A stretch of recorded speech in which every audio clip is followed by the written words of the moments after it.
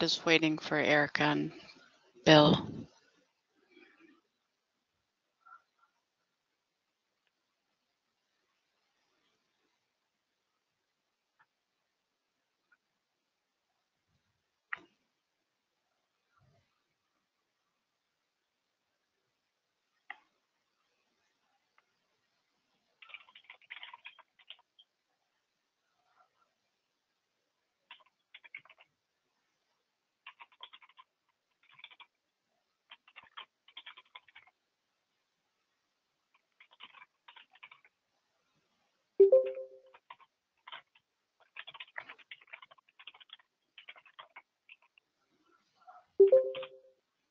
Great.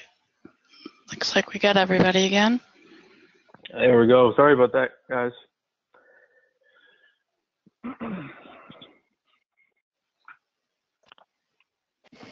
So you can see my screen now? Yes. I can. Yes. Okay, there we go. I last time after I'd pressed record, I then moved up and I'd pressed X and it kicked me out of the meeting. And then when I tried to rejoin, I was joining as just an attendee, not as the organizer. So now I think it's got a clean slate, and I started the recording over again, so it's going to be completely clean for you guys. Okay. Thank you. All right, so I'll jump into to the slide deck, and then I'll jump into the demo.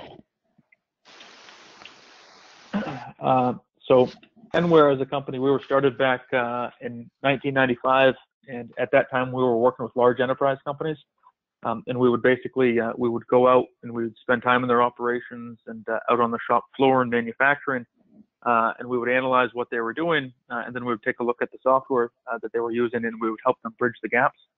So basically we were doing software coding to extend their application so it was a good fit for them, so they could collect the data that they wanted to, and the job cost and the material movements in real time.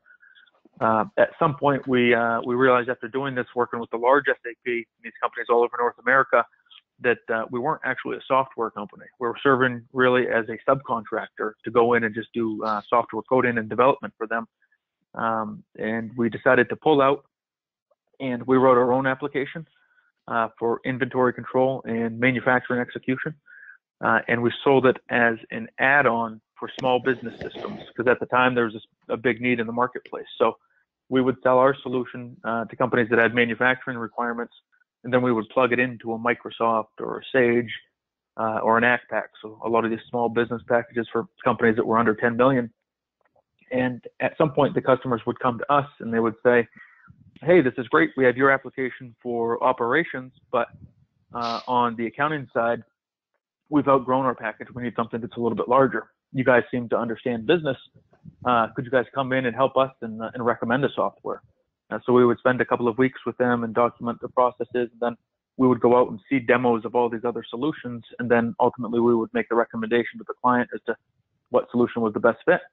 And then we would, again, plug our package right into that. After doing that for almost 2 years, the clients would come to us and say, well, we have to call them for accounting and them for CRM, and then we're calling you guys for operations. We really want one throat to choke. So as a business, we realized that we were leaving a lot of revenues on the table. So we decided to sell an ERP software at that point. So at that time, it was 2002, and SAP was actually coming downstream. And we loved what SAP was about because all they do is ERP software. They're not a jack of all trades, master of none. So we decided to take a look at their small business package, SAP Business One. And at that time, we became a founding partner with SAP Business One in North America. So Enware actually worked on the first implementation of SAP Business One in North America. And we've been a partner with them ever since. So going back to 2003. At the time, we had 25 employees. We now have over 100 employees, and they're actual employees of Enware. So it's not contractors that we team up with that work with us on a project basis. It's people that are actual on staff and payroll of Enware. So if you decide to move forward with SAP Business One, the consultants that would work with you guys would be people that are based out of New Hampshire, and they would be actual Enware employees. A company our size, it would be easy to come to the table and say, hey, Melissa, Bill, Erica, you guys select the software that you want and we'll implement it. But then we feel that we start to dilute the expertise and the knowledge of the employees. So there's you'll see in the demo, there's a lot that comes out of the box with the package. There's no way that you guys will use 100% of it. But with all that comes out of the box, it requires a lot on our end to keep up with everything that's in the solution. So we focus exclusively on SAP Business One, and all of our customers are SMEs, small and medium businesses.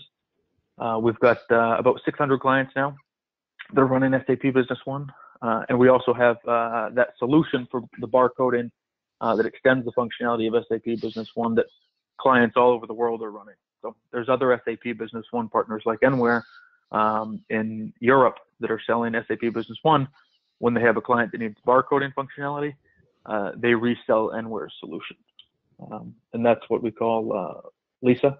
So it stands for Logistics Inventory Scheduling Application. And this is really designed for people that have a big warehouse. Theoretically, you could give them a handheld device on the first day that they start the job. And they didn't have any training, but they're just following the instructions. It says, oh, you have this the sales order that's coming. You need to go pick it at this location in this bin that's in the warehouse. So as you go to the warehouse, you scan it, and it's pulling it from inventory in real time. So that way, if somebody's going to enter a sales order, they're going to see that, oh, that inventory has been removed. Just a quick slide as to why we had selected SAP. If you look to the left-hand side of the slide, you'll see the software market as a whole. So, of course, you guys are familiar with Microsoft. I'm sure you use the Microsoft Office products like Excel and Word. Microsoft also has servers, right? So they play in a lot of different areas, but they are number one in the software space. Oracle comes in at number two, but they come, it's very similar to Microsoft, right? They have databases, they have Office applications, they even play in the telephone space. SAP, all they do is ERP software, business management solutions, and they come in at number three. Salesforce, they do the CRM, all they do is CRMs, they come in at number four. But you look over to the right-hand side of the slide, this represents the ERP software market. So SAP, they actually have 65% market share. Oracle, although they're quite large here, they come in at number two. They're still number two for ERP, but they only have 18% market share. Microsoft, 10%. Sage comes in, they have 7%. And what happens is SAP, they have three solutions that they go to market. They have the large enterprise for companies that are over $1 billion. And then they have mid-sized business, so companies that are over 125 or over 150. And then they have small business, which is it's really companies from 2 million up to 125 or 150 million. So their solutions don't compete. But Oracle, they've got 5 or 6 different solutions, and there's no clear definition as to where they draw the line. Microsoft, same thing. They have 7 solutions. Sage has over 10 different solutions, right? So all of the R&D that gets pumped into the product, which one's going to get the funds, right? So based on the license maintenance and the revenues that are coming in on an annual basis. With SAP, it's a clear definition. With Microsoft, people start to wonder, well, maybe Great Plains is going to be, it's going to be shelved. Is AX or NAV the real product that they're going to continue to move forward with? Same thing with Oracle and with the Sage product. So with SAP, you don't have that concern. You know that if you buy SAP Business One, it's not going to be like QuickBooks where you guys are going to outgrow it. If you get to the point where you're doing 125 or 150 million dollars a year in sales, then you can certainly afford to buy another package. But for the most part, the customers that we have, that's a long ways out. So the solution is going to be good for 2 years, 5 years. It'll be good for the next 20 years. You don't have to worry about it being shelved and put aside. Some clients that we have with SAP Business One, I use this slide just because people recognize some of the names that are on there. But the point here is to point out that it's not designed to be one specific type of an industry. It's designed for companies that carry inventory. So if you guys were a law firm or a bank and you're asking to see SAP Business One, I would say, hey, I don't want to waste your time. Certainly don't want to waste ours. We're not a good fit for you. But anybody who carries inventory is a good natural fit out of the box. So Swarovski Optic, you guys, I'm sure when you go to the mall, you see the Swarovski stands, the kiosks, or the stores. The large parent company that's over in Austria, they're running the large enterprise SAP. Here in the U.S., they make goggles and binoculars, and they're running SAP Business One. Westminster Baker Crackers, you guys might recognize that one, being up in Vermont. They've got SAP Business One. So if you guys go out and grab a cup of soup or chowder this afternoon at lunch, there's a good chance that those crackers, if you're in New England, that they're going to be Westminster Baker Crackers. Vibram, those sneakers, those goofy 5-finger shoes, they look funny. That's one of our clients, but same thing. Over in Europe, they're running the large SAP. Here in the US, they're running SAP Business One. The thing that I like to point out here is that SAP, if Bill went home tonight and he told his neighbors that he was taking a look at SAP, they're going to say, Bill, you're crazy. It's going to cost you millions of dollars in a couple of years to deploy. That would be the case if it was a large enterprise system, but it's not the case with SAP Business One. It's designed to be a quick implementation, usually 2 to 3 months, and it's much less or more cost effective, so much less expensive. But SAP is dedicated to the SME marketplace. They've got over 400,000 clients worldwide, and 85% of them come from the SME market space. SAP Business One as a solution has been the fastest adopted ERP software since they've been tracking this stuff back in the 60s, the late 1960s, but they have over 60,000 customers to date. And you'll see these numbers actually come from September 2016. They actually have almost 1 million users, right? So at your company, you would be one customer, but you might have 10 users. So they take that user base and then they roll it out, and that's where they come up with almost 1 million.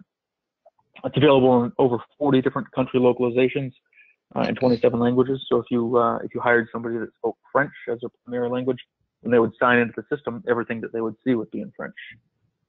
There's over 300 software solution partners like Enware that extend the functionality. So we have our barcode solution.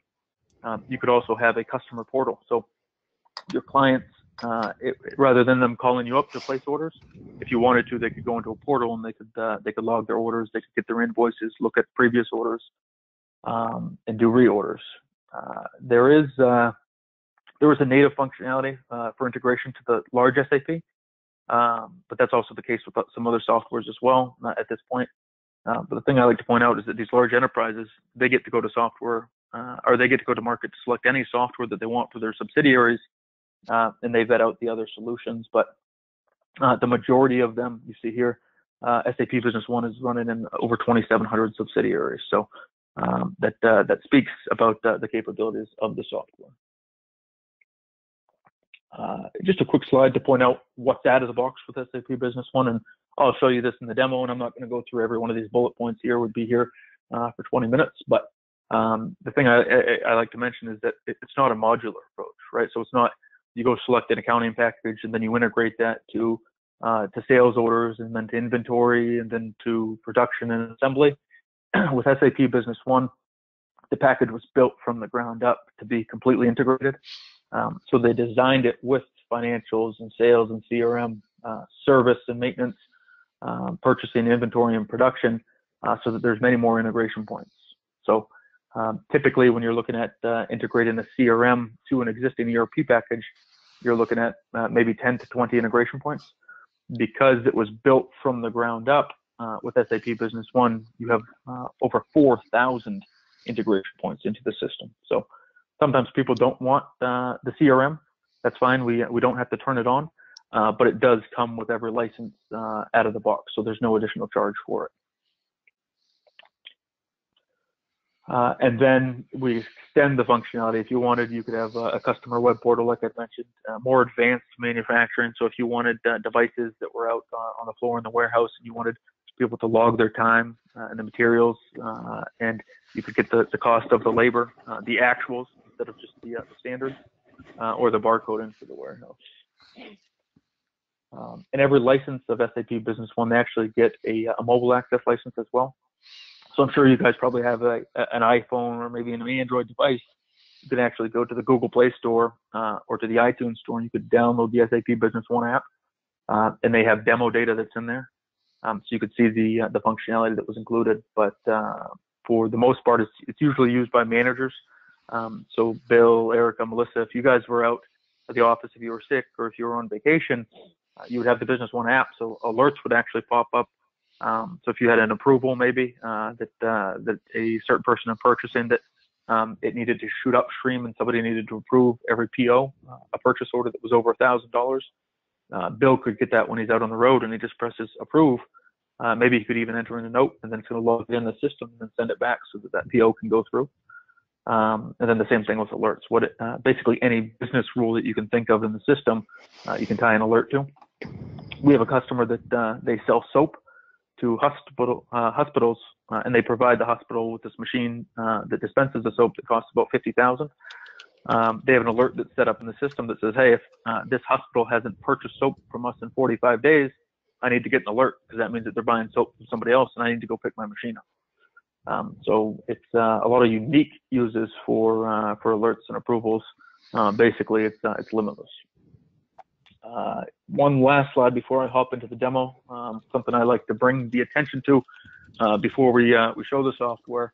This is what SAP calls the cockpit.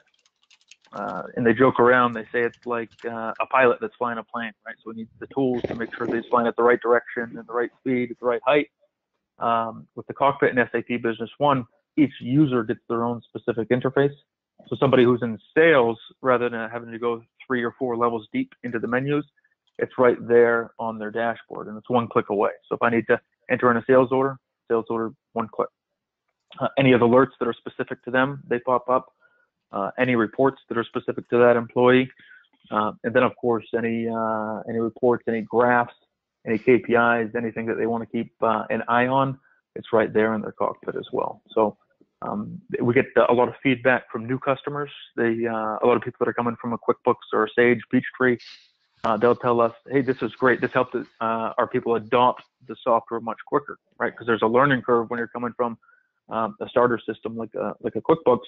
So sometimes going to a system that's a step above that at first might be overwhelming. But when everything is painted basically on one canvas for you, it makes it a lot easier for the users to adopt. And that's it for the slide deck for me. I'll go ahead and hop into SAP Business One, unless you guys had any questions on Enware or SAP at this point. I'm good. Erica, I have no questions. anything? I have no questions. Okay. Not yet, anyway. And feel free to interrupt as I'm going into the demo. But this is SAP Business One. So I know you guys, in your case, you'll have probably 2 companies that will set up into the system. So when you first log in your case, you'll see 2 databases that you can choose from. So you can sign into Apex Sealing, or you could sign into the other company. And then based on what company you're signed into, the transactions that you would do would be specific for financial reporting into that database. But now I'll jump back in, and this is the example of a cockpit, right? So this is the actual live version of it. It's not posted onto a slide deck. But out of the box, we'll give you slides that are or we'll give you cockpits that are specific to the roles that you'll have in your business, and then you can tailor them. So you can say, well, purchasing in general, these are the functions that they're looking at, right? So one click away, and there's the business partners. So if I need to create a purchase order with one of my vendors, I click business partner, and I can take a look at any of the vendors that I have. And by default in the system, when it brings it up in yellow, that means that you're in search mode.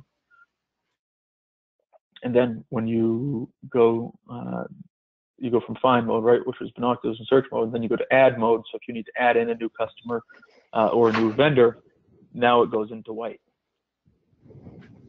I'll show you an example of a customer. Anytime in the system that you use star, that means it's a wild card. So I'll bring up an example of a customer. So basically right now I'm just looking for a report of this information. It brings me up a list of all of the customers that are in the database. It brings it up in a report format.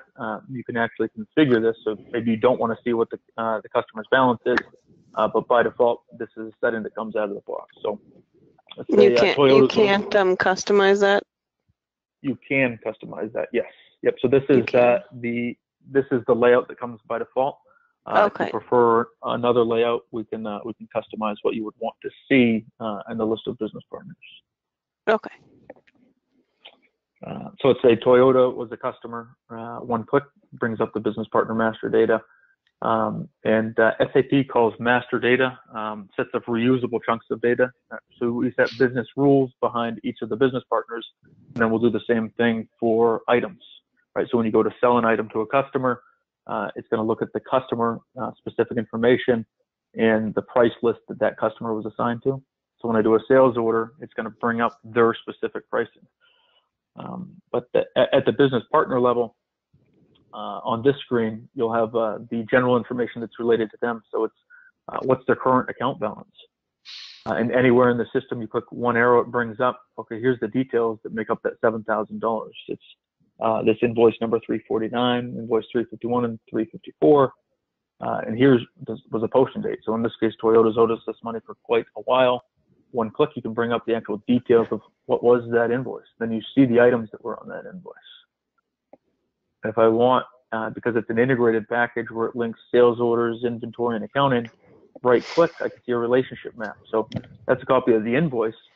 Now I can see it was based off of a delivery that we made to them on February 7th, 2012, which came from a sales order way back in October 2011. Double click and you can actually see the sales order and the details that were on the sales order. So it was, I sold them a laptop and an SLR cam, 5 and 5. So it gives you the complete details. It links everything. Yes, it does. And that's the benefit of a fully integrated package, right? So it links everything together. If you had any deliveries that you had sent out that accounting had not yet invoiced, they would be showing up here, but that you're clean. Orders that have not yet shipped, right? So if I'm a sales rep and I enter in an order, it's sitting in the system as an order for that time being until somebody delivers it. So I click on it. Maybe if I'm the sales rep for Toyota, I want to keep an eye on this and say, geez, I've sold them $13,000 worth of stuff. Why hasn't it gone out? One click, same thing. It brings up the details of those sales orders. Geez, these have been, they've been ordered for a while. What's going on? Maybe I want to call somebody in the warehouse or shoot them over an email. In the system, we actually have the embedded CRM as well. So you can have access to the opportunities that you have with that account. So one click brings up the opportunity. In our case, usually an opportunity, it's just going to be a small sale for a couple $1,000 bucks. It's not worth taking the time to track it as an opportunity, but maybe if you're trying to win some new business with a new customer, and you're looking at maybe the lifespan of them, you want to start tracking the development of setting up those new accounts. But back to the cockpit, we set it up so you have the common function, right? So somebody who's in purchasing, one click brings up a purchase order. And then you've got the vendors. So one click onto the globe is going to bring up a list of all the vendors that you work with. Let's say that it's Blockies Corporation. I want to create a purchase order. The globe, again, bringing up the items that are in the system. And you can search by item description or by the item code.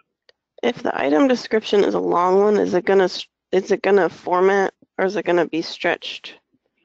Are you gonna have to stretch it all the way to the end of the description to see it? Because some of our descriptions are long. So it will not automatically reformat for you. So it's kind of like Excel, right? So you stretch to set up what you want it to.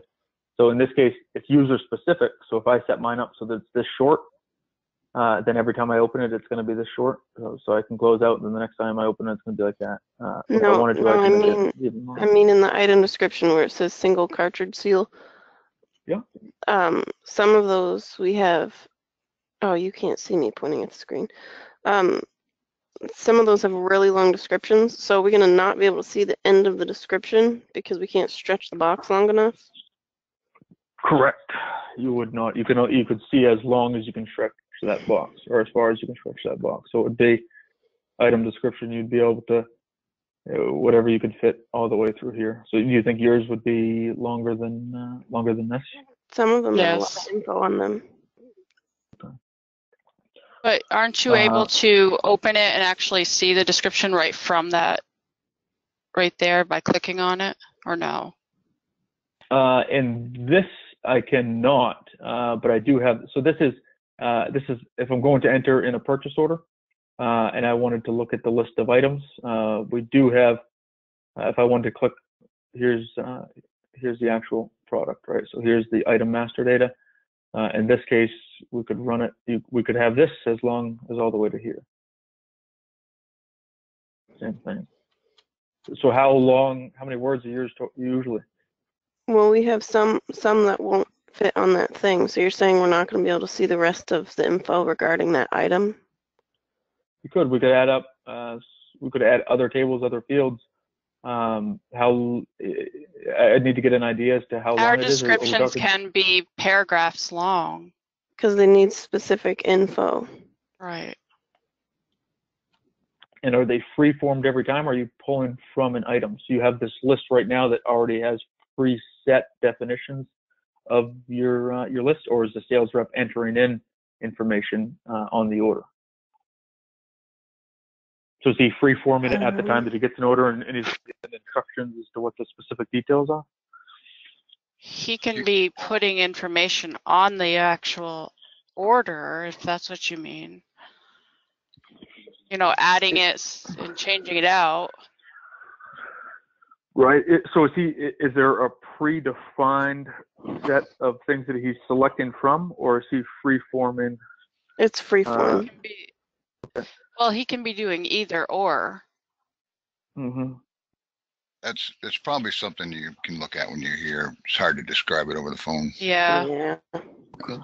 You know, Okay. I don't think it's worth stopping the demo to Good call, Okay. Bill. hung up on this. So typically when somebody's free-forming something, we go back to the sales order, and we'll add a line here, right? So right now it says service type items. You can do service, and then you can also add a row for details. So it's like instructions, right? So single cartridge seal, but maybe you have to put special instructions based on the conversation with the sales rep and the customer, and you can enter those details in. But yeah, I'll take a look tomorrow, and then You might want take a to look put at the the way that memo you, field in there or something. right. Yeah. Yeah, because as the item description is set up right now, it's going to be limited to the real estate that you have that's on the screen. Yeah, so to jump back into the demo purchase order, one click away, you select the vendor, the item that you want to buy, and it's automatically bringing in the unit price from the price list that's associated with this vendor. And then if you have quantity breaks based on the volume, it's going to pull that in as well. So maybe everything that you buy over 10 is automatically 10% off. So it's going to bring the unit price automatically down to 89. That's awesome. Yeah, I thought so too. And it works vice versa on the sales side as well. So I'll show you a sales order. So this is a cockpit for somebody that would be in purchasing. Here's one for somebody that would be in sales. And you can start with a quote if you would like, but I'll jump into a sales order. Select the client. So it's Ford. Select the item.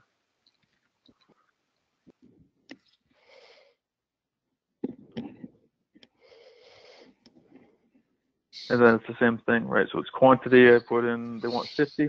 The sales rep can actually see what you guys have in stock. A lot of our clients, it's big for the sales rep to know what you guys currently have in inventory before he quotes it out or before he sells it, because then he can tell the customer when they can expect to get it. So you enter in the quantity, and then based on that specific customer's pricing, and then same thing with quantity breaks, it's going to update the price. If you would like to allow the sales reps to, they can do discounts at the line item level, or they can do it for the entire document. So line item would be, I'm going to give them a 10% discount just on this item. Then the other items, he's not going to get a discount. If I wanted to do it for the whole document, I could say 10%, and it's going to give it to everything that's on here. But you do not have to allow that. So same thing as when I pulled up that report before, the list of the customers, here's a sales order. This is all configurable, right? So we work with you guys during the implementation. This is how it comes out of the box. But here's many other different fields. Maybe you don't want your sales reps to see what's in stock. So you would take the in stock and see where it's visible now. Just one click would take it away. And if I wanted to move in stock from the fourth row to the first row, I just click this and drag and bring it up. So this is where everything's configurable rather than it doesn't need specific customization. And then that's how we design it. I'm sorry, is that per employee or user, or is that as a company? You have the option for both. So you can do it as Okay. a whole company, or you can do it as a whole employee. Sometimes people, they'll say, okay, well, I do want certain sales reps to be able to see what's in stock, but I don't want other sales reps, right? So it's configurable. By default, it's a tiered system, right? So you roll it out to the company, and then the option is to make it adjustable by employee after that. Right. Okay. But you don't want everybody, right? So right now I'm a super user, so I go in and I have these. I have access to do this. When your end user employees have the system installed, they're not gonna, unless you want them to, they're not gonna have the access to have the ability to even bring the screen up. Right. So at the sales order level, because it's you're bringing over the master data from the business partner, it's automatically bringing in the ship to and the bill to information, right? Shipping type, it's designed based on the specific customer. The accounting that's specific to this business partner, so their payment terms that were set up, maybe it's 2% net 10 or it's cash in advance, whatever it is.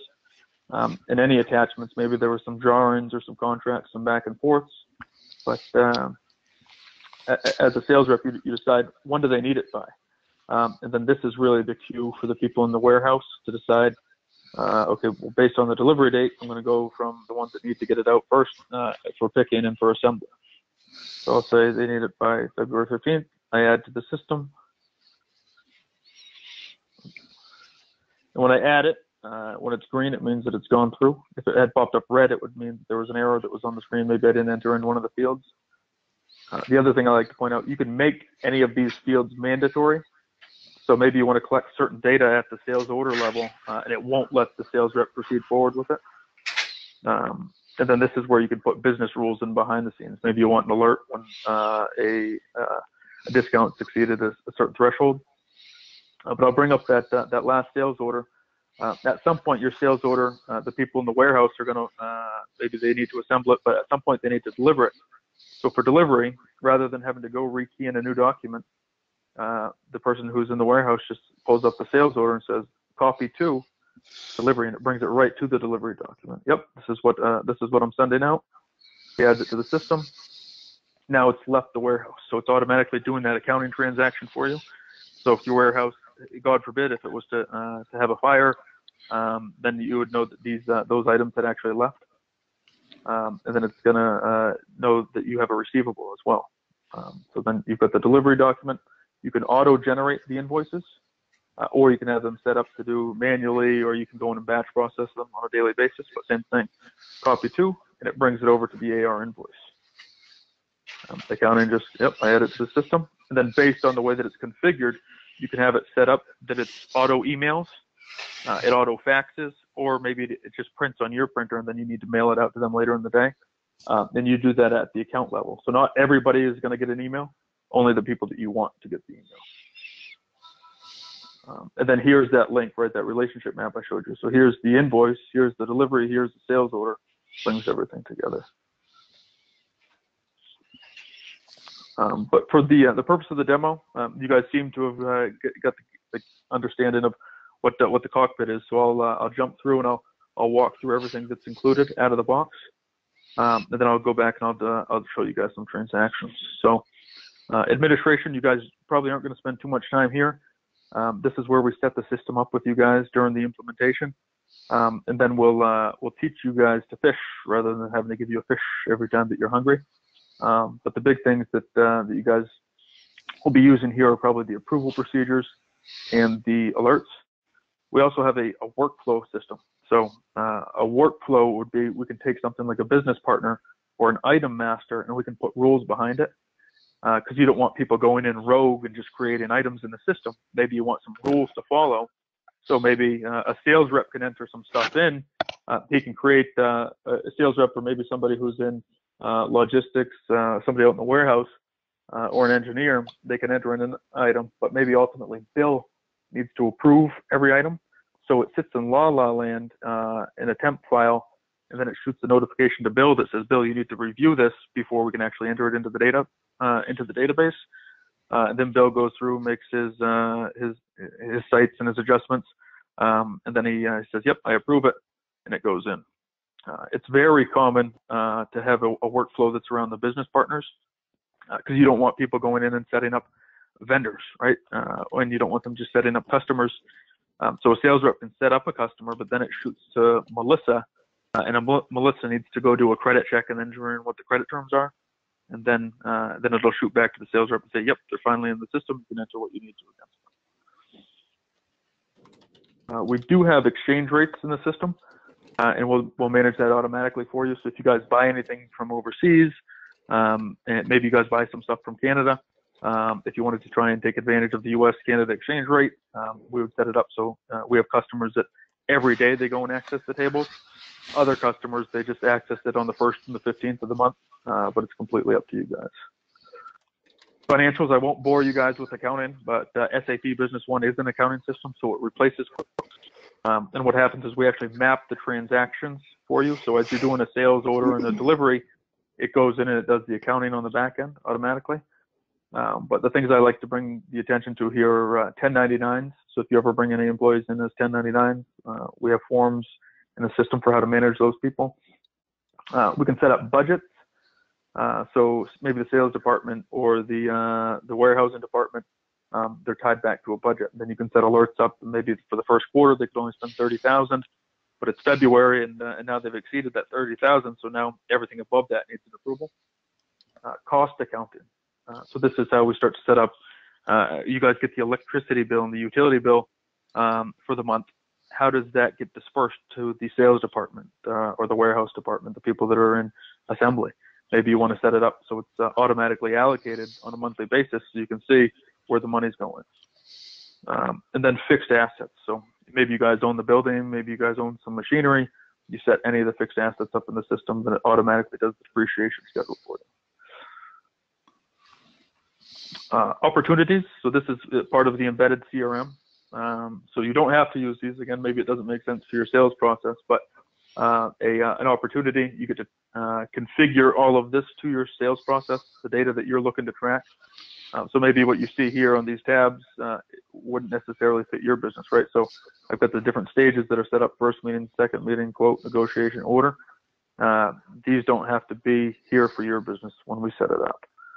But the idea is to be able to collect it. You can collect who the competitors were, who the account was, general notes about the opportunity. Then people are also using it for purchasing, right? So you want to go out and take a look at some vendors that might be replacing your current vendors, start tracking those details into the system. And for all of these modules, you'll see at the bottom that you've got the option for reports. So financial reports under financials, opportunities, you get opportunities reports. The system by default comes with 240 different reports. And then each report pops up, and then you have all these different configurations, right? So I want an opportunities forecast report. Well, what is it that I want to forecast on? You bring up basically it's a wizard. Okay, I want to see the different stages, the last sales employee, the industry of the customers. Then okay, and it goes and it processes a report for you. In this case, based on the configuration that I was looking for, I was only able to find one opportunity. And then here's all the details. Sales and AR, we follow a typical sales process. So sometimes you guys will have maybe a blanket agreement with the customer where they say, hey, Apex, we're going to buy $1 million, or we're going to spend $1 million with you guys next year. Can we get a discounted rate if we do this? And you say, yep, we will. We'll give you 10% off. So you set up a blanket agreement, and basically you're reporting against every transaction they have. So if it comes October and they've only spent $500,000, you tell them, hey, in order to get that 10%, you need to spend another $500,000. Right. So a typical sales process probably starts off with a sales quote. We set the sales quotes up in the system. At some point, a customer calls you up and he says, hey, yes, that sales quote that you had given me back on January 26th, I'm going to move forward with that. So you take that sales quote, you copy it to a sales order. Right, so then you don't have to worry about rekeying all that information. And the same thing will apply if you have to freeform all these comments. You're not going to have to freeform them all over again. It's going to take it direct from the sales quote and bring it to the sales order. Something that's neat on the sales quote or the sales order, I'll show you this, and it really speaks to how integrated the package is. You bring up the customer, you select the items that you want to sell. I'll say it's just this item. You can actually drill down to the item information, right? So I'm at the sales quote. Let me see some additional inventory information. So one click brings up the item master data. And here's all the information that's related to this specific item. I want to see the inventory. So if you had multiple warehouses, you could even have multiple virtual warehouses. So maybe this one location there in Fairfax, but maybe you have 4 virtual warehouses, or maybe something's out on a vehicle or a QC warehouse. You can see what's in stock.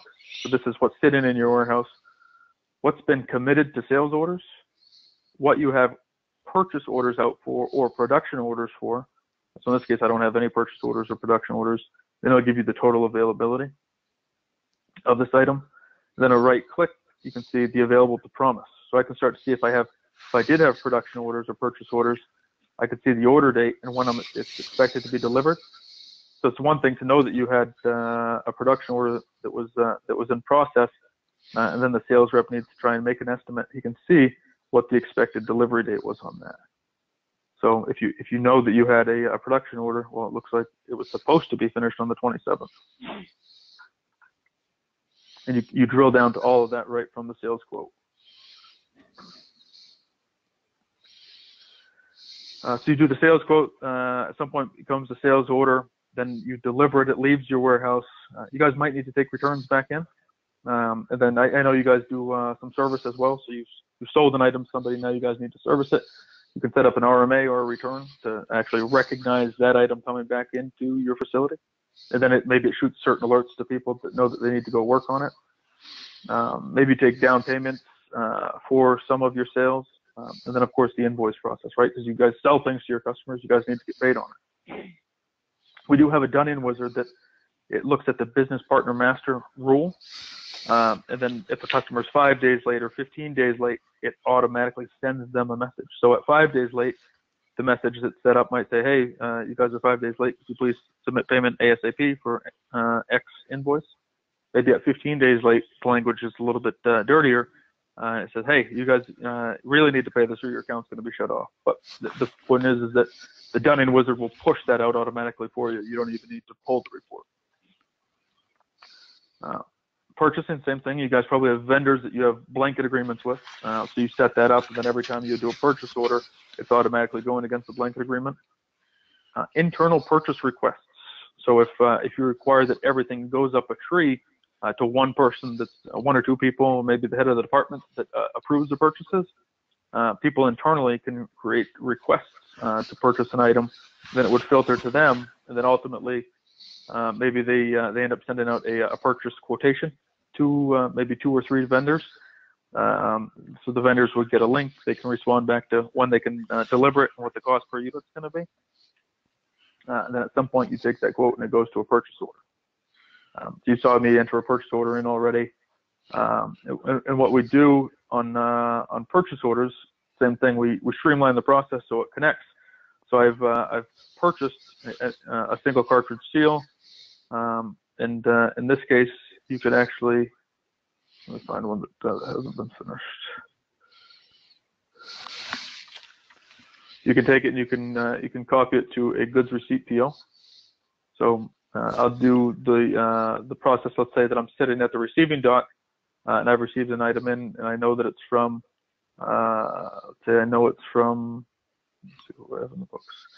SMD Technologies. Now, when I go to do a copy from, I can see a list of only the purchase orders I have to them, right? So probably on the shipping documents, you're going to see, okay, well, it's number 409. So you know to click that one. You click it, yes, and it brings in the item that was on that purchase order automatically for you. Right, so you don't need to rekey the information in. Maybe you still want them to do a visual inspection or actually count the items. If maybe they received 3 in instead of the 5 that was on the order, you add to the system, and then it's shooting a notification. You can add more than one PO to that, right? Yes, absolutely. Yes, yep. So I'll show you. I'll bring up SMD Technologies, copy from purchase orders. I'm going to do 403 and 409, and it brings them both into the system on this goods receipt. Right. Then I add it to the system. Yep. And then it's going to shoot an alert to somebody in accounting that says, hey, you've now received these items in. So now that person in accounting knows when the invoice comes in, yes, it is okay to pay. Right? Because you want to make sure that if you got a short shipment, you don't want to overpay for it. You're only going to pay for what you received, depending on what your process Business partners, the business partner master data, you'd seen that. The thing I want to bring your attention to is if you're running out of real estate here, we can add more fields to the screen, but you also have the option to do user-defined fields, which would add more fields to the right side of the screen. And basically, these are additional parameters that you can search by, or you can filter the customers by. But I'll bring up a client again. So in this case, it was an end user, a guy named Ryan Tyler. You can have different contact people that are associated with the business partner. Different addresses. Again, it's a bill to and ship to. Their specific payment terms, their payment run, so you can see every payment that they've made to you. One click brings up the details of that payment.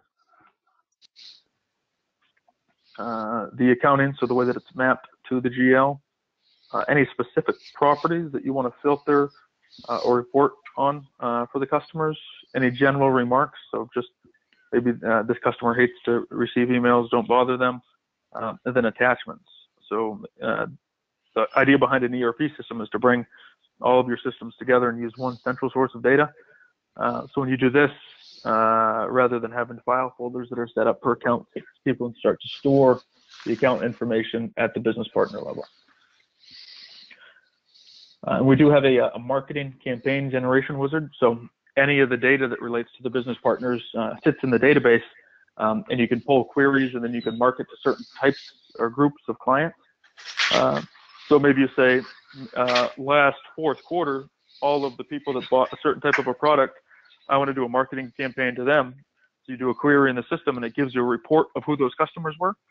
And then you can push out a certain marketing material to them. So maybe it's a certain type of an email. You can set it up as HTML if you would like, and it pushes it in the system.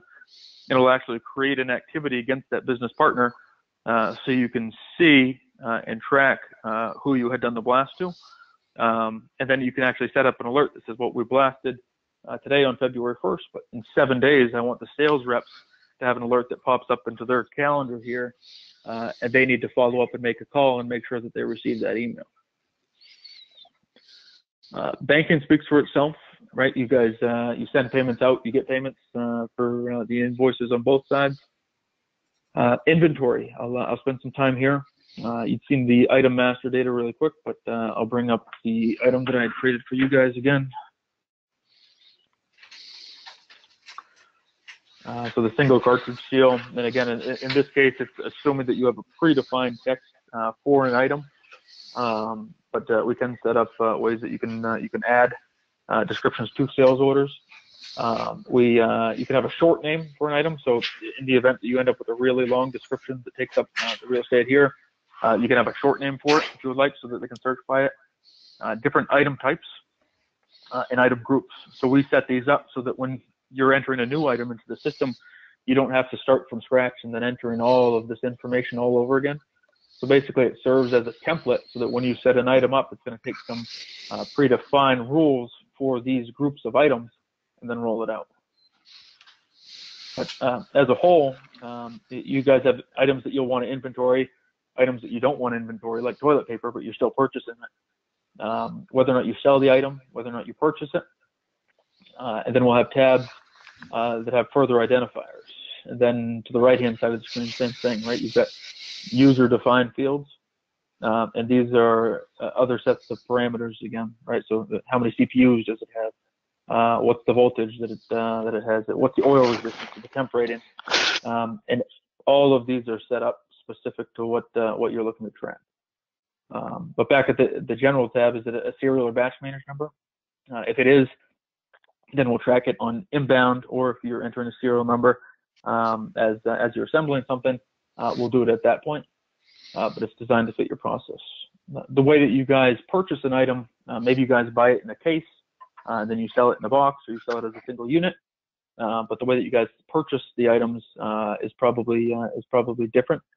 So you can set up the specific data, the length, the width, the height, and the volume, the list of vendors that you buy this item from. Maybe those vendors each have their own manufacturing catalog numbers. So as you're entering a PO, it's automatically going to pick up what the item number is for that vendor. Sales data, right? So it's the sales data you need to track for the way that you sell the item. Inventory data, basically a running report of what's in stock. and the parameters that are set up. Then you can set minimum and max levels.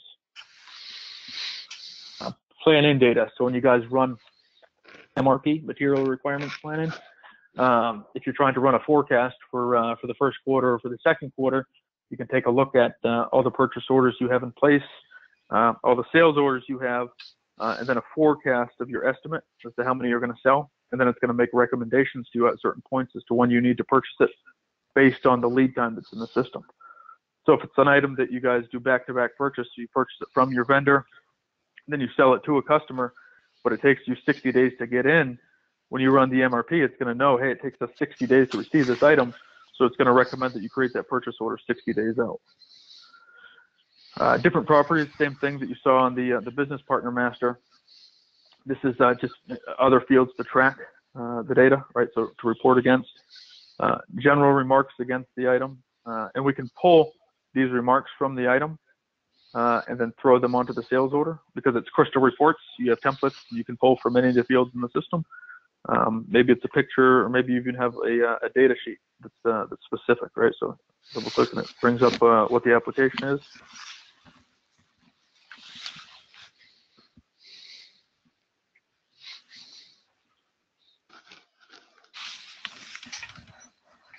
Resources. So for production, if you guys wanted to start tracking labor and machines that are used for assembly or used out in the warehouse, you can set up the resources, so the specific employees that you have and the machines, and then you can even run capacity against them. So if you know that you have a bunch of orders coming in, you look at the schedule for the week and it says, well, geez, based on these orders, we're going to need to ask some people to work overtime. Production, I'll bring up a bill of materials.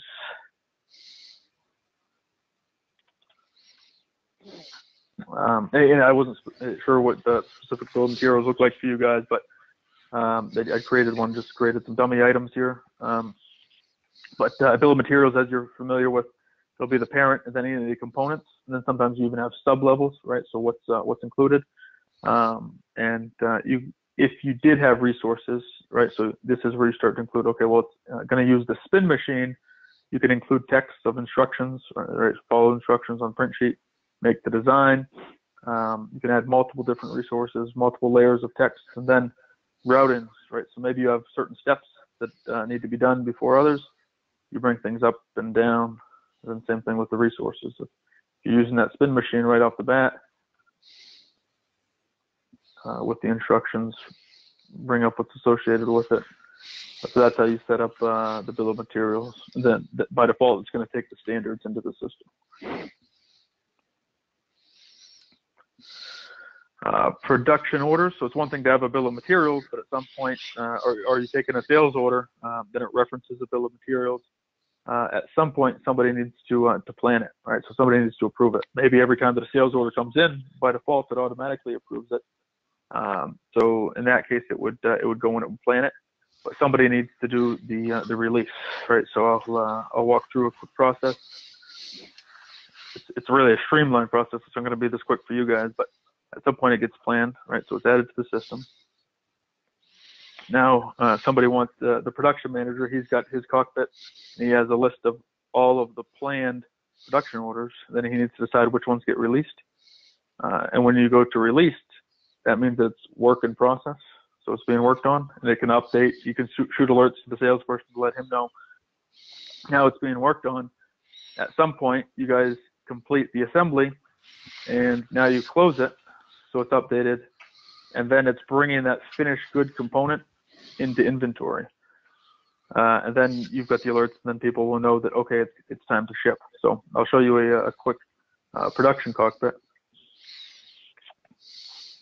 So you'll have the work in progress. Here's a list of all of the released production orders. So right now I've completed them all, so there's nothing that's sitting in the report. But here's all of the open production orders, right? So they're planned.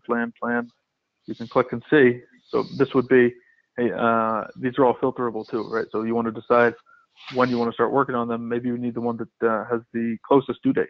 So if you click, you bring it up, it's planned, drop into release.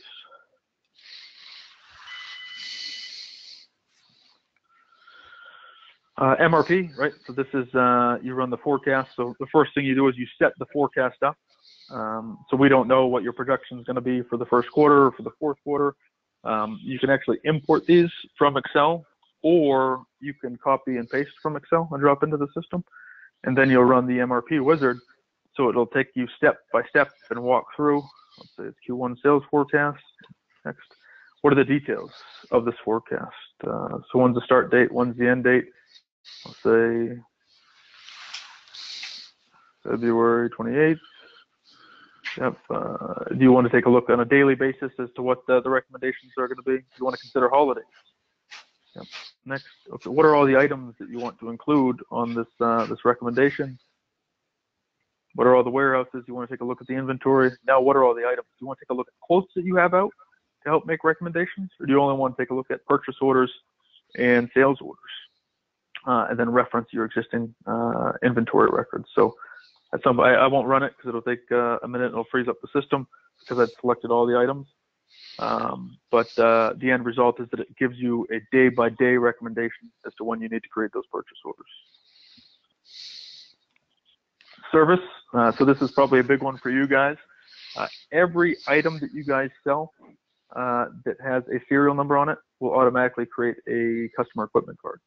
So if a customer was to call you guys up and there was a serial number and you guys gave them a warranty, by default, it's going to pop up and say, hey, this customer is under warranty, because it's going to look at the system record and information.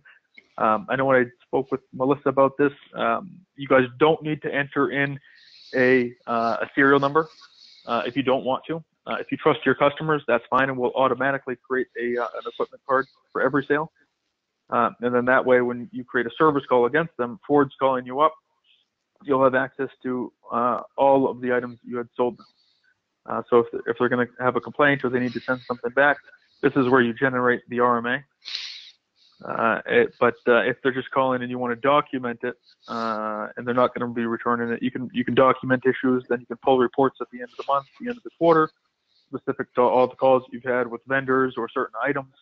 And then you say, well, geez, maybe last year with the S1 CVD, we had 20 reports of issues and it tied back to this one component. We need to really evaluate that component moving forward because it's costing us a lot of money to service it. If you want to set up independent service contracts to customers, then there's a knowledge base. So when somebody calls in and they have an issue, if somebody was new, they could do a star and then mention whatever the problem was that they had, and then press enter, and it's going to query the database to see if anybody else has a similar problem like that. We have human resources, but it's not a 401k system, and it's not to do your payroll, but it is it's employee master data. So employees that you hire, you can track the reviews that they've had, what their pay grade is, who their supervisor is, put their resume in it, their address and their information, even their salary information if you would like. It's just one central place to keep the employee data. Attach the resume to it. Project management. If you guys were doing R&D, maybe you wanted to track some costs and plan out a project. If you wanted to plan out a project, right, so you set up the different phases, the different stages, the tasks and the different people that are going to be involved, any labor that goes against it or any materials, you get a financial summary. Basically, it's one financial report that's related to this project. General remarks about it, general attachments, and then it also integrates to the calendar as well. So you get a Gantt chart type of a feel. And then any of these reports that you saw that are associated with these modules, they're all available down here as well. And SAP Business One SAP actually bought Crystal Reports back in 2009, and they actually include a special embedded version of Crystal Reports into Business One. So when I pull up a sales order, I'll bring up an older copy. Start in system. Here's what a general template looks like, right? So this comes out of the box, but we'll work with you to set these up. So it has your company's logo, and it's got the format. Maybe you want pictures of your item here. You want certain descriptions to pop up. These are the sales or the marketing documents. So you'll get sales orders, you'll get quotes, you'll get purchase orders. all of them are customizable, the templates that you need. And then one last thing I like to point out is we have ad hoc reporting in the system. So I will bring up a customer, bring up Ford, and then I'll do SAP calls it drag and relate. So I've got Ford, and maybe I want to see all of the quotes that I gave Ford. So I just take the customer and drag it. Give me the sales quotes. Boom, brings up a report of all of the quotes. Maybe I want to see all the sales orders that I've had with Ford.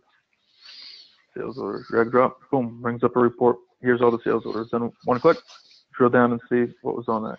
Ford bought a Donald Trump bobblehead.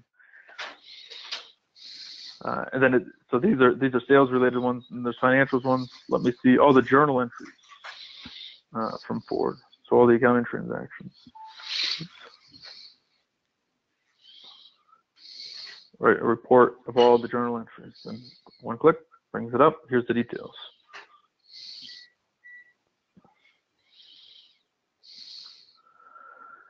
And then along the top-hand side of the screen, I'll show you just some quick navigation. So that's a print preview. Print. So any of the documents that are on the screen, I can print on as long as this is highlighted. I can email anything here. If you wanted to, you can text. So this, because it's grayed out, means that I can't text this field. You can do it with a sales order though. Maybe I want to fax it, or I can drop to Microsoft Excel or Microsoft Word. I can lock the screen, so if I'm going to get up and go away, I lock the screen. Binoculars means you're in find mode, add mode, and then these are the VCR buttons. Let me see the previous record, the next record, etc. Filter in any of the reports. So I'll do a business partner master, wild card star, and then what do I want to filter by, right? So here's the information that'll pop up that's related to this report that I can filter. Sort tables, previous document. Then on a sales order, I'll bring one up. You can actually see the gross profit if you wanted to. If you wanted to allow the sales rep, what's the gross profit on this sales order before I sell it, or on this quote? Here's the base price. Here's the total base price, the sales price. Oh, in this case, I didn't have the hour cost in there, but if I did, it's going to pop up, show me what the profit is. Based on the weight information that's in the system, it can do the calculation automatically. But in that item, I didn't have a volume or a weight that was set up, but you can use that for shipping, so it makes the calculation. And then any alerts or messages that relate to me as the employee specifically. My calendar, it integrates to Outlook, so it'll pull and push the data back and forth. All right, so one click, now it can see the details of that activity. And then you can also text message, so or live collaboration. So it's kind of like an instant messenger.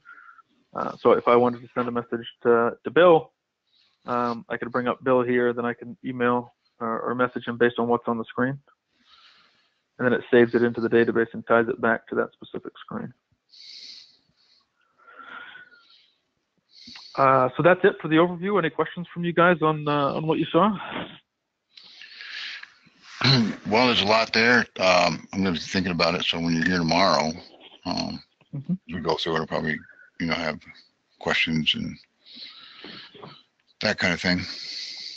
Yes, yeah. Sometimes it's, especially when you're coming from something like QuickBooks, it's a lot to see at once. So when the wheel starts spinning, once you see it, sometimes it helps to have that follow up a day or two later. So tomorrow when I'm on site, any questions that you guys have, I'll bring this and I can hop back into the system and show you guys anything you would like as well.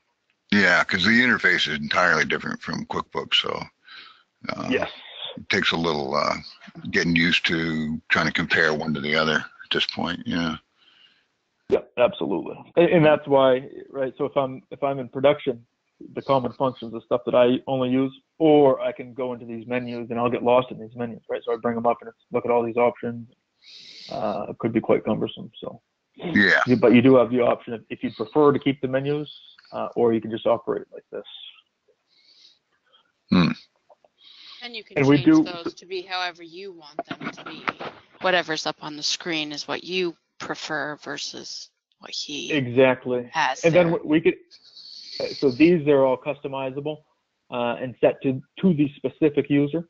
And then we can do that with these as well. So if you don't want your sales employees to have access to see the barcodes or the document printing, we just turn these off at the user level. So it's less confusing for them, but it's using the cockpit as the main source is much easier. And I was telling Melissa that in reality, when you look at the project, probably half of the estimate is for training. So we don't want to go and flip the switch when you guys aren't ready, because it'll bring the business to its knees, right? So we spend a lot of time training you guys, classroom style training. So we're on site face to face, and then you also have online training that's available 24/7 for the employees. But we record our training. So just like I'm recording this now, when I'm on site or when the consultant's on site with you guys and he's doing the class, he'll fire up one of these and he'll record it.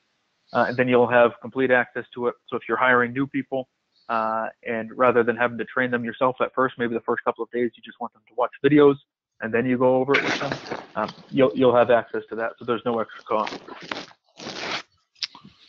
Okay. But Sounds it's good. really on our part. So there's other partners that in other solutions. I was speaking with somebody yesterday that they came from another SAP company. They said, well, we just give the customer everything and they have to do it. So our approach is to hold your hand during the process. So, and we understand when we flip the switch, that's when you guys are going to need us the most. So we're planned to be on site in the estimate those first couple of weeks, so that when you guys are live and operating, we don't want you guys taking orders and forgetting what to do. So we'll be there to actually walk you through the process when questions come up. So you're actually on site for a couple weeks? It's 3 days the first week, and then 2 to 3 days the next week. Yep. Awesome. So we're on site, and that's during go live. And then over the 3-month period, we're on site usually 2 days per week. And then you guys will have homework during the implementation. And we understand there'll be some weeks when you can't have us on site. So we do account for that. So all in all, an implementation of project looks to be about 3 months. Okay. Alrighty. Well, thank you Okay. for doing the demo again. Yeah, no problem. I learn And I've more got the every video time. here. Yes, yeah.